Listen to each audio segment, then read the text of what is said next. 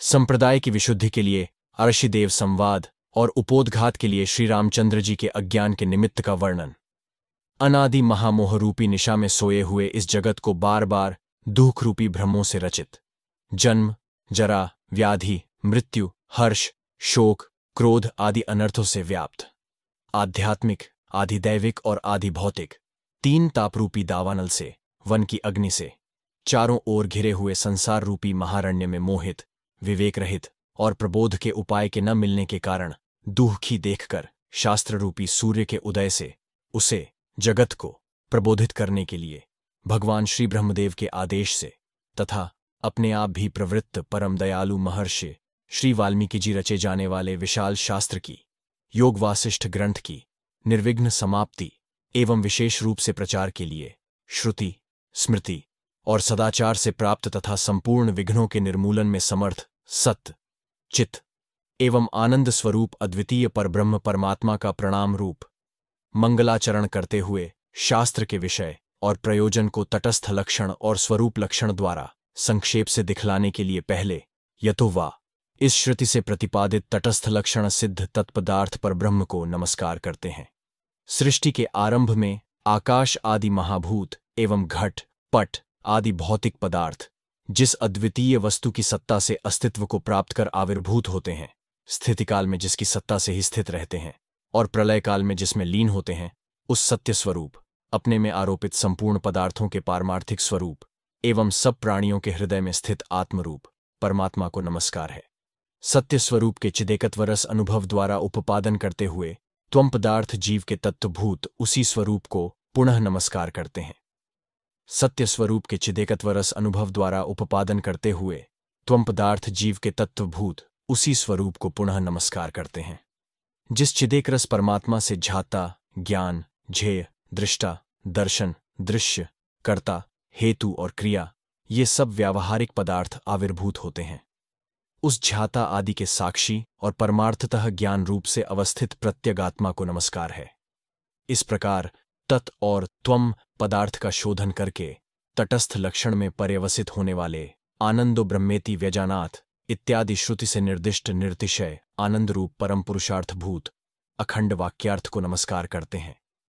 जिस प्रत्यागात्म स्वरूप परिपूर्ण निर्तिशयानंद महासमुद्र से स्वर्ग आदि लोकों में अर्थात देवताओं में और भूमि में अर्थात चेतन अचेतन संपूर्ण पदार्थों में न्यूनाधिक भाव से आनंदलेश का अनुभव होता है और वास्तव में जिसका आनंदलेश जीवों का जीवन आत्मा है, उस परम पुरुषार्थभूत ब्रह्मानंद को नमस्कार है। यो मंगलाचरण के साथ साथ विषय आदि का प्रदर्शन करते हुए संक्षेपतः शास्त्रार्थ का प्रदर्शन किया। अब उसी शास्त्रार्थ का उत्पत्ति आदि से विस्तार पूर्वक निरूपण करने के लिए श्रोताओं के विश्वास की दृढ़ता के लिए ग्रंथकार महामुनि वशिष्ठ और भगवान रामचंद्र जी के संवाद के आरंभ के पहले उपोद्घात रूप आख्यायिका कहते हैं। सुतीक्ष्ण नाम का कोई ब्राह्मण था। उसका हृदय अनेक प्रकार के संदेहों से भरा था, अतएव उसने महामुनि अगस्त्य के आश्रम में जाकर उनसे सादर प्रश्न किया। सुतीक्ष्ण ने कहा, भगवन, आप धर्म के तत्व को जानते हैं, संपूर्ण शास्त्रों का आपने भली भांति मंथन किया है। मुझे एक बड़ा भारी संशय है, कृपा कर आप इसे दूर कीजिए। क्या मोक्ष का उत्पादक कर्म है अथवा ज्ञान ही मोक्ष का व्यंजक है, या कर्म और ज्ञान दोनों मिलकर मोक्ष के साधन हैं? इन तीनों पक्षों में से निश्चय करके किसी एक कारण को कहिए। यत्र दुखेन संभिन्नम इत्यादि श्रुति से स्वर्ग में नित्यत्व आदि का परिज्ञान होता है। वास्तव में अनेक श्रुतियों के साथ विरोध होने से स्वर्ग में नित्यत्व आदि का श्रवण आपेक्षिक है, अर्थात जितने अनित्य या दुख मिश्रित पदार्थ हैं उनसे स्वर्ग अधिक स्थायी है और उसमें दुख का मिश्रण भी कम है। अतः असंभव होने से प्रथम प्रश्न निरर्थक है। रह गई द्वितीय और तृतीय प्रश्न की बात। उसमें चित्त शुद्धि के द्वारा कर्म के ज्ञानांग होने पर भी श्रुति तात्पर्य के साथ विरोध न होने के कारण ज्ञान और कर्म को अभिन्न मानकर अगस्त्य मुनि सुतीक्ष्ण ब्राह्मण के प्रश्न का उत्तर देते हैं। अगस्त्य मुनि ने कहा, जैसे आकाश में दोनों ही पंखों से पक्षी उड़ते हैं, एक से नहीं, वैसे ही ज्ञान और कर्म दोनों से परमपद की प्राप्ति होती है। तात्पर्य यह है कि जैसे आकाश मार्ग से जाने वाले पक्षी अपने अभीष्ट देश में जाने के लिए दो पंखों के द्वारा ही उड़कर जा सकते हैं, एक से नहीं, वैसे ही तद्विष्णु परमं पदम इत्यादि श्रुति से जिस परमपद रूप कैवल्य का वर्णन किया गया है, उसको अधिकारी लोग अपने आत्मा में ही ज्ञान और कर्म दोनों से प्राप्त कर लेते हैं। अतः ज्ञान और कर्म दोनों मोक्ष के कारण हैं। पूर्वोक्त अर्थ को दृढ़ करने के लिए फिर कहते हैं, केवल कर्मों से या केवल ज्ञान से मोक्ष नहीं होता, किंतु ज्ञान और कर्म दोनों से मोक्ष होता है। अतः ब्रह्मज्ञ बड़े बड़े मुनि कर्म और ज्ञान दोनों को मोक्ष के साधन मानते हैं। इसलिए अनुभव सिद्ध विषय में किसी प्रकार का संदेह नहीं करना चाहिए। इस विषय में एक प्राचीन इतिहास कहता हूं। प्राचीन काल में संपूर्ण वेदों का ज्ञाता कारुण्य नाम का एक ब्राह्मण था। उसके पिता का नाम अग्निवेश्य था। गुरुजी से वेद और सभी वेदांग शास्त्र आदि का पूर्ण रूप से अध्ययन कर वह कारुण्य अपने घर आया। घर आकर वह संध्या वंदन आदि कोई कर्म नहीं करता था, बल्कि उनमें अनेक तरह के संदेह करने लगा। अपने पुत्र को यों कर्म रहित अतएव निंद्य देखकर अग्निवेश्य ने उसके हित के लिए ये वचन कहे, हे वत्स, यह क्या कर रहे हो? अपने कर्मों का पालन क्यों नहीं करते? भला बतलाओ तो सही, यदि कर्म न करोगे तो तुम्हें सिद्धि कैसे प्राप्त होगी? और यह भी बतलाओ कि तुम्हारी कर्मों में प्रवृत्ति क्यों नहीं होती? अपने पिता के यों पूछने पर कारुण्य ने कहा, श्रुति और स्मृतियों ने जीवन पर्यंत अग्निहोत्र, संध्या वंदन आदि प्रवृत्ति रूप धर्मों का विधान या प्रतिपादन किया है, एवं धन से, कर्म से तथा प्रजाओं के उत्पादन से अमृत रूप मोक्ष प्राप्त नहीं होता। मुख्य यति लोग एकमात्र त्याग से मोक्ष प्राप्त करते हैं। ऐसे अर्थ का प्रतिपादन करने वाली न धनेन इत्यादि श्रुति मुक्ति प्राप्ति के लिए केवल त्याग को ही साधन बतलाती है। इसलिए पूज्यवर, इन परस्पर विरुद्ध अर्थों में से किसका मुझे अनुसरण करना चाहिए? यों संदेह में पड़कर मैं कर्मानुष्ठान से उदासीन हुआ हूं। अगस्त्य ने कहा, भद्र। पिता से कहकर कारुण्य चुप हो गया। उसके पिता ने चुपचाप बैठे हुए पुत्र से कहा। अग्निवेश्य ने कहा, प्रिय पुत्र, मैं तुमसे एक सुंदर कथा कहता हूं, उसे सुनो। उसके अर्थ का मुझसे निश्चय करके तुम्हें जैसा अच्छा लगे वैसा करना। अप्सराओं में अत्यंत सुंदरी सुरुचि नाम की एक अप्सरा थी। वह मयूरों से आवृत्त हिमालय के शिखर पर बैठी थी, जहां पर काम संतप्त किन्नरों के साथ क्रीड़ा करती हैं और पापों का नाश करने वाला श्री गंगा जी का प्रवाह किलोले मारता है। उसने आकाश मार्ग से जा रहे इंद्र के दूत को देखा। सुरुचि ने दूत से कहा, महाभाग, आप कहां से आ रहे हैं? अब कहां जाते हैं? वह सब कृपापूर्वक मुझसे कहिए। दूत ने कहा, सुंदरी, आपने बड़ा अच्छा प्रश्न किया। मैं आपके प्रश्न का यथावत उत्तर देता हूं। धर्मात्मा राजर्षि अरिष्टनेमि अपने पुत्र को राज्य देकर तप करने के लिए वन में गया। वह राजा गंधमादन पर्वत पर तपस्या कर रहा है। वही कार्य करके मैं आ रहा हूं और अब वहां का वृतांत कहने के लिए इंद्र के पास जाता हूं। अप्सरा ने कहा, भगवान, वहां पर कौन घटना हुई? उसे मुझसे कहिए, मैं आपसे विनयपूर्वक पूछती हूं, मेरी अवहेलना न कीजिए। देवदूत ने कहा, हे सुंदरी, सुनो, मैं विस्तार से तुम्हें वहां की घटना सुनाता हूं। राजा अरिष्टनेमि गंधमादन पर्वत में कठिन तपस्या कर रहा है। यह जानकर देवराज इंद्र ने मुझे आज्ञा दी कि हे दूत, तुम अप्सराओं और विविध बाजों से सुशोभित, गंधर्व सिद्ध किन्नर आदि से विभूषित विमान को एवं ताल आदि से सज्जित सेना को लेकर अनेक प्रकार के वृक्षों से शोभित गंधमादन पर्वत पर जाओ और राजा अरिष्टनेमि को विमान पर बैठाकर स्वर्ग सुख भोगने के लिए अमरावतीपुरी में ले आओ। देवराज इंद्र की वैसी आज्ञा पाकर संपूर्ण सामग्रियों से युक्त उस विमान को लेकर मैं उक्त पर्वत गया। वहां पहुंचकर राजा के आश्रम में जाकर मैंने उनको देवराज इंद्र की सब आज्ञा कह सुनाई। हे सुंदरी, मेरे वचनों को सुनने के बाद संदेह में पड़कर राजा ने कहा, हे दूत, मैं आपसे पूछना चाहता हूं, मेरे प्रश्न का उत्तर दीजिए। स्वर्ग में कौन गुण और दोष हैं, उनका मेरे सामने वर्णन कीजिए। मैं उन्हें जानकर जैसी इच्छा होगी वैसा करूंगा। देवदूत ने कहा, राजन, पुण्य की सामग्री के अनुसार मनुष्य स्वर्ग में उत्तम फल भोगता है। उत्कृष्ट पुण्य से उत्कृष्ट स्वर्ग मिलता है, मध्यम पुण्य से मध्यम स्वर्ग मिलता है एवं कनिष्ठ पुण्य से तदनुरूप कनिष्ठ ही फल भोग मिलता है। इसमें हेर फेर नहीं होता। महाशय, पुण्य के तारतम्य के अनुसार स्वर्ग स्थान और वहां के सुख का तारतम्य उत्कर्ष और अपकर्ष होता है। जिन्हें उत्तम स्वर्ग प्राप्त नहीं है उनको उत्तम स्वर्ग वालों की उत्कृष्टता असह्य प्रतीत होती है। समान स्वर्ग वाले एक दूसरे के साथ ईर्ष्या, स्पर्धा, विद्वेष आदि करते हैं और उत्तम स्वर्ग वाले अपनी अपेक्षाहीन स्वर्ग वालों की हीनता अर्थात अल्प सुख देखकर संतोष करते हैं। जब तक पुण्य क्षय नहीं होता तब तक स्वर्गवासी यों उत्तम, मध्यम और अधम सुख का अनुभव करते कालयापन करते हैं। तदनंतर पुण्यों के क्षीण होने पर इसी मनुष्य लोक में आकर जन्म ग्रहण करते हैं। महाराज, स्वर्ग में ये ही गुण और दोष विद्यमान हैं। स्वर्ग के ये ही गुण और दोषों को सुनकर महाराज बोले, देवदूत, मैं ऐसे स्वर्ग भोग की इच्छा नहीं करता। जैसे सांप पुरानी कैंचुली को छोड़ देता है, वैसे ही मैं आज से महाउग्र तप करके इस घृणास्पद शरीर को छोड़ दूंगा। हे देवदूत, आप इस विमान को लेकर देवराज इंद्र के समीप जैसे आए थे वैसे वापस चले जाइए, आपको नमस्कार है। देवदूत ने कहा, सुंदरी, राजा के यूं कहने पर मैं वह निवेदन करने के लिए इंद्र के पास गया। वहां जो वृत्तांत हुआ था वह सब मैंने देवराज इंद्र को कह सुनाया। राजा अरिष्ट नेमि की स्वर्ग के प्रति विरक्ति देखकर इन्हें बड़ा आश्चर्य हुआ। फिर महेंद्र ने मधुर वाणी से मुझसे कहा, हे दूत, तुम फिर वहां जाओ और उस विरक्त राजा को ब्रह्मज्ञान प्राप्ति के लिए तत्वज्ञ महर्षि वाल्मीकि के आश्रम में ले जाओ और महर्षि वाल्मीकि से मेरा यह संदेशा कहो कि महर्षि जी, इस विरक्त, विनीत और स्वर्ग के प्रति निस्पृह राजा को तत्वज्ञान का उपदेश दीजिए। तत्वज्ञान के उपदेश से संसार दुख से पीड़ित वह क्रमशः मुक्ति को प्राप्त होगा। यह कहकर देवराज ने मुझे राजा के पास भेजा। मैंने वहां जाकर इंद्र के संदेश के साथ राजा को वाल्मीकि जी के समीप उपस्थित किया और राजा ने महर्षि से मोक्ष के साधन के विषय में जिज्ञासा की। तदनंतर वाल्मीकि जी ने राजा से प्रीतिपूर्वक देश, धन, पुत्र, तप आदि के प्रश्न द्वारा आरोग्य कुशल पूछा। राजा ने कहा, भगवन, आप सब धर्मों के तत्वों को जानते हैं और जितने ज्ञातव्य विषय हैं उन सबके आप ज्ञाता हैं।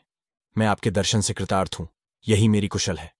भगवन, इस समय में जिज्ञासु और संसार दुख से कातर हूं। जिस भांति विघ्न न आवे वैसे मुझे तत्व का उपदेश दीजिए, जिससे मैं संसार बंधन रूप पीड़ा से मुक्त हो जाऊं। वाल्मीकि जी ने कहा, राजन, सुनिए, मैं अखंड तत्व प्रतिपादक रामायण की कथा कहूंगा। यत्नपूर्वक उसे सुनकर एवं हृदय में धारण कर आप जीवन मुक्त हो जाएंगे। उक्त रामायण वशिष्ठ राम संवाद स्वरूप है। वह मुक्ति का अद्वितीय उपाय और अत्यंत कल्याणकारी है। हे राजेंद्र, आप उसे समझने में समर्थ हैं और मैं भी उसे जानता हूं, इसलिए मैं आपको उसे सुनाता हूं। आप सावधान होकर सुने। राजा ने कहा, हे तत्वज्ञानियों में श्रेष्ठ, राम कौन है? उनका कैसा स्वरूप है? वे किस वंश में उत्पन्न हुए थे? वे बद्ध थे अथवा मुक्त? पहले आप मुझसे यही निश्चय कर कहने की कृपा करें। वाल्मीकि जी ने कहा, निग्रहानुग्रह समर्थ भगवान श्रीहरि ने शाप पालन के बहाने राजा के वेश में अवतार लिया था। वे सर्वज्ञ होने पर भी अपने भक्तों के वाक्यों को सत्य करने की इच्छा से साधारण मनुष्यों की भांति यज्ञ हो गए थे। राजा ने कहा, भगवन, अपराधी व्यक्ति ही शाप का भाजन होता है एवं अपराध भी अपूर्ण काम और अल्पज्य व्यक्ति ही करते हैं, जो सच्चिदानंद स्वरूप और चिद्घन मूर्ति परमेश्वर थे। उन्हें अभिशाप कैसे? अतएव उनके प्रति अभिशाप होने का कारण क्या था और उनको किसने अभिशाप दिया, यह आप मुझे बतलाइए। वाल्मीकि जी ने कहा, राजन, काम क्रोध रहित और परम ज्ञानी ब्रह्मा के मानसपुत्र सनत कुमार एक समय ब्रह्मलोक में बैठे थे।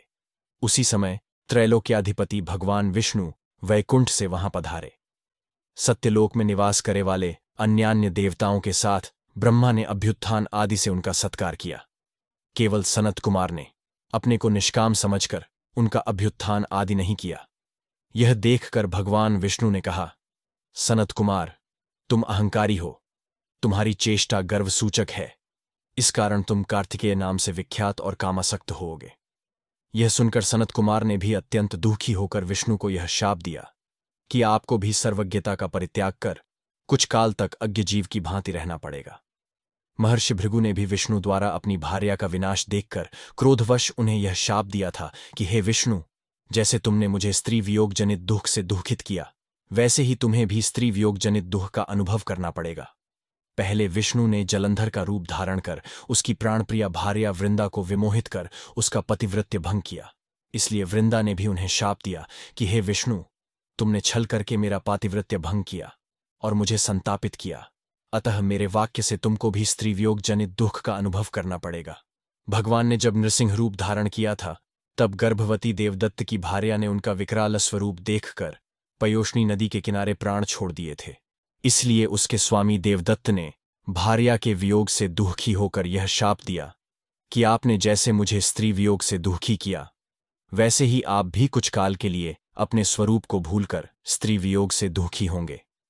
भक्तवत्सल भगवान ने इस प्रकार भृगु, सनत कुमार, वृंदा एवं देवदत्त द्वारा अभिशप्त होकर मनुष्य जन्म धारण किया और उनके शापानुसार तत्तत् कार्य स्वीकार किए।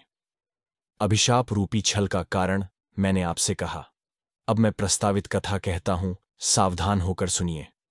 भगवान ने अपनी शक्ति के द्वारा शाप मोचन में समर्थ होकर भी भक्तवत्सलता के कारण भक्तों की मर्यादा की रक्षा के लिए तत्तत् कार्य किए।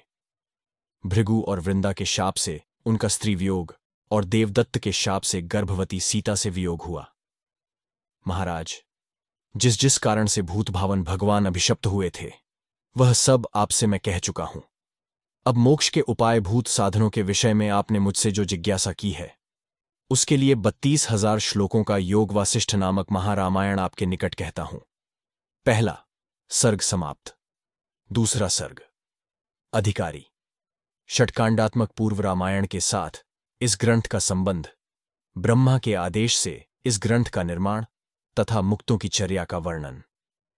मंगलादीनि मंगल मध्यानि इत्यादि पातंजल महाभाष्य में दर्शित श्रुति के अनुसार रचे जाने वाले महाशास्त्र की निर्विघ्न परिसमाप्ति और प्रचार आदि के लिए मध्य में भी सर्वावभासक चिद्घनमूर्ति प्रत्यक भिन्न परब्रह्म का नमस्कार रूप मंगलाचरण करते हुए ग्रंथकार इस शास्त्र के विषय और प्रयोजन को भी अर्थतः कहते हैं।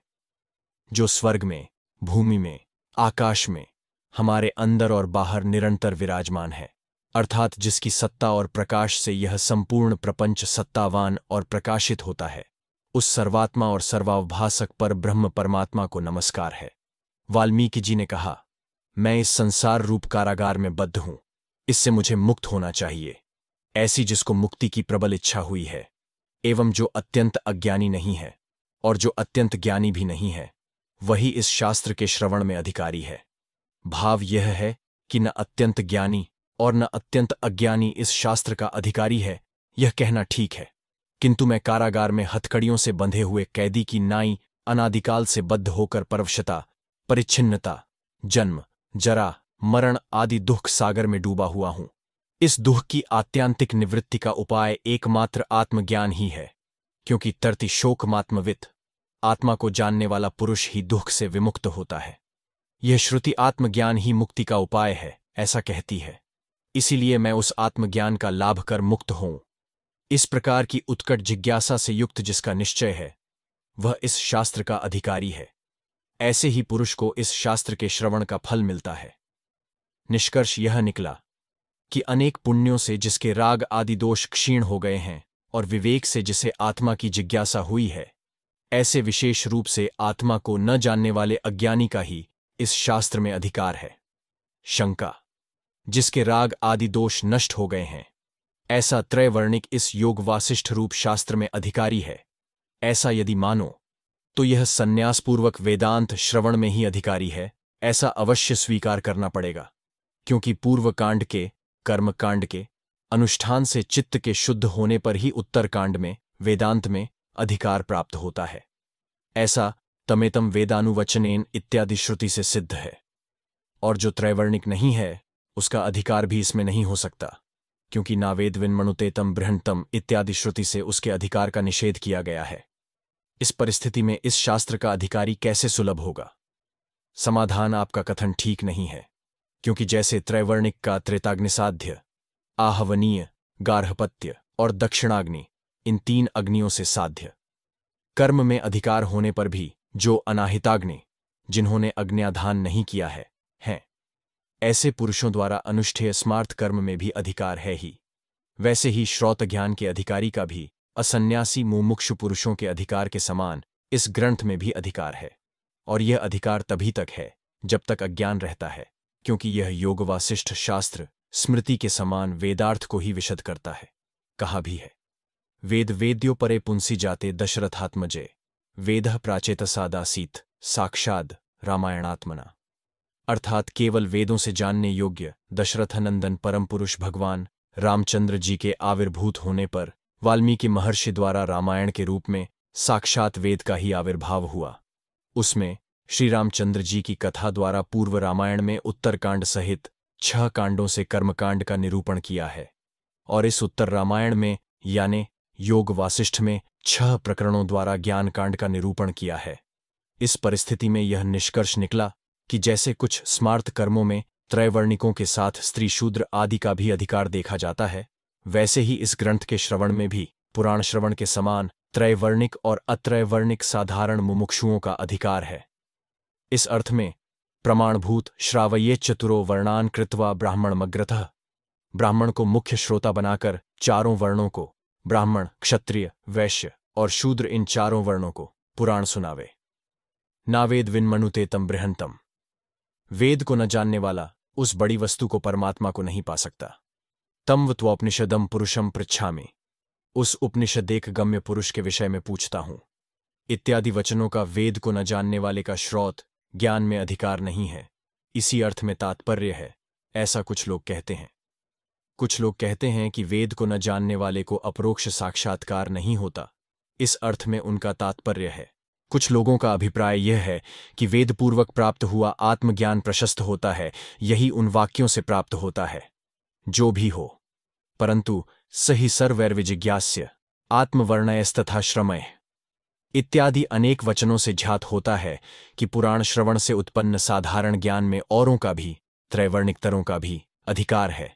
अधिकार के सिद्ध होने पर श्रौत आत्मज्ञान में जैसे कर्मकांड में प्रतिपादित कर्मों के अनुष्ठान से उत्पन्न चित्त की शुद्धि हेतु है, वैसे ही यहाँ पर भी पूर्व रामायण में प्रदर्शित स्वस्व वर्ण और आश्रम के कर्मों के अनुष्ठान से होने वाली चित्त की शुद्ध जिज्ञासा के उत्पादन द्वारा हेतु है। यों पूर्व और उत्तर रामायण में हेतु मद्भाव संगति का प्रदर्शन करते हुए संपूर्ण अनर्थ की निवृत्ति रूप अन्य प्रयोजन दिखलाते हैं। पहले जिसमें कथारूप उपाय है, उस रामचरित वर्णनात्मक पूर्व रामायण का विचार कर जो मोक्ष के उपाय भूत इन 6 प्रकरणों का विचार करता है, वह बुद्धिमान इस संसार में पुनः जन्म आदि दुख को प्राप्त नहीं होता। तात्पर्य यह है कि पूर्व रामायण में जिस मर्यादा पुरुषोत्तम भगवान श्री रामचंद्र जी की कथा का वर्णन किया गया है, वह कथा ही ज्ञानाधिकार को प्राप्त कराने वाले धर्म तत्व ज्ञान, धर्म का अनुष्ठान और ईश्वर में विश्वास के उपाय हेतु है। अर्थात सारी रामायण की कथा सुनने के बाद मनुष्य को धर्म का यथार्थ ज्ञान होता है, फिर वह उसका अनुष्ठान करता है और अनुष्ठान से निर्मल चित्त होने पर ईश्वर में उसे विश्वास होता है। इन तीनों के होने पर वह ब्रह्म ज्ञान का अधिकारी होता है। अतः जिससे भगवान की कथा का सविस्तर वर्णन किया है, उस पूर्व रामायण का पहले खूब अभ्यास और परिशीलन करने के बाद जो पुरुष इस योग वासिष्ठ में मोक्ष के लिए बतलाए गए 6 प्रकरणों का विचार करेगा, उसका फिर इस अनेक विध दुखों से भरे हुए संसार में आगमन नहीं होगा, अर्थात वह मुक्त हो जाएगा। हे शत्रुनाशक, पहले 56,000 श्लोक परिमित पूर्व और उत्तर 2 खंडों से युक्त इस रामायण के अनादिकाल से अभ्यस्त राग, द्वेष आदि दोषों को दूर करने वाले उत्तम उपदेशों से पूर्ण होने के कारण महाबलवान, महासामर्थ्य से युक्त रामकथा रूप, रामचरित वर्णन रूप पूर्व खंड की 24,000 श्लोक परिमित उत्तरकांड सहित 6 कांडों की रचना कर मैंने उसे अनुग्रह और प्रेम से एकाग्र चित्त होकर जैसे सागर रत्नार्थी को रत्न देता है, वैसे ही विनीत और मेघावी अपने प्रिय शिष्य भरद्वाज को दिया। मेघावी भरद्वाज ने मुझसे पूर्व रामायण को प्राप्त कर सुमेरु पर्वतस्थ किसी वन में उसे ब्रह्मा को सुनाया। उसे सुनकर सबके पितामह भगवान ब्रह्मा भरद्वाज के ऊपर बड़े प्रसन्न हुए और वरदान के बहाने जगत के उद्धार के साधन मोक्ष शास्त्र की रचना करनी चाहिए। यों उत्तम आशय वाले ब्रह्मा ने भरद्वाज से कहा, हे पुत्र, वर मांगो। भरद्वाज ने कहा, हे भगवन, हे भूत, भविष्यत और वर्तमान के स्वामी, जिससे यह जनता दुख से मुक्त हो जाए, वह उपाय मुझसे कहिए, इसी वर में मेरी अभिरुचि है।